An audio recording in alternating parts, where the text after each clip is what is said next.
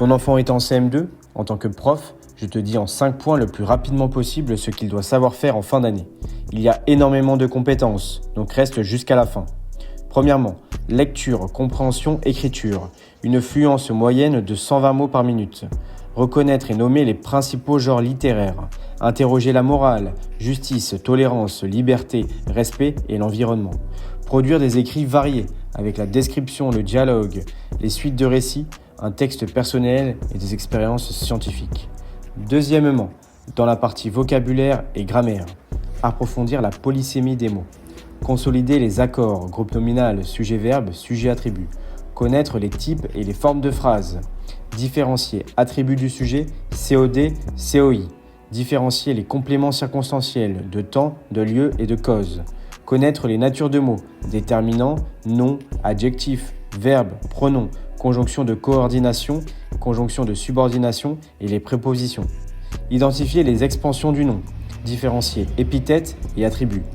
Troisièmement, dans la partie conjugaison, les temps du présent, imparfait, futur, passé composé, passé simple et plus que parfait. Avec les verbes être et avoir, tous les verbes du premier et du deuxième groupe et les verbes irréguliers fréquents.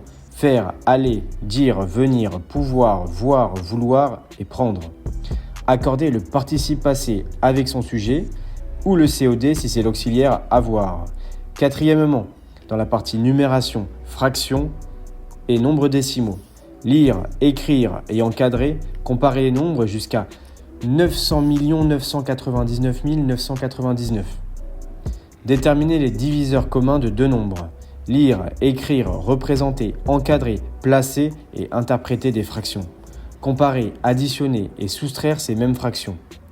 Et aussi, lire, écrire, représenter, comparer, encadrer, placer et ordonner des nombres décimaux. Multiplier, diviser des entiers ou des décimaux par 10, 100 ou 1000. Effectuer même des calculs avec parenthèses. Poser les multiplications avec un décimal par un entier et aussi les divisions décimales. Cinquièmement, dans la dernière partie, l'algèbre, mesure et probabilité. Trouver un nombre manquant dans une égalité.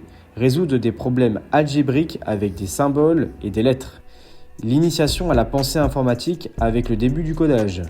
Les aires, comparer, convertir, déterminer l'aire d'un carré ou d'un rectangle. Les solides, cubes, pavés, prismes, pyramides, cylindres et la boule. Et enfin, dans les probabilités, il va falloir identifier des issues possibles et utiliser un tableau ou un arbre pour représenter une expérience à 2 étapes. Comme tu peux le voir, le programme est très chargé. Si tu as aimé cette petite vidéo, n'hésite pas à me follow car je vais te partager mon quotidien.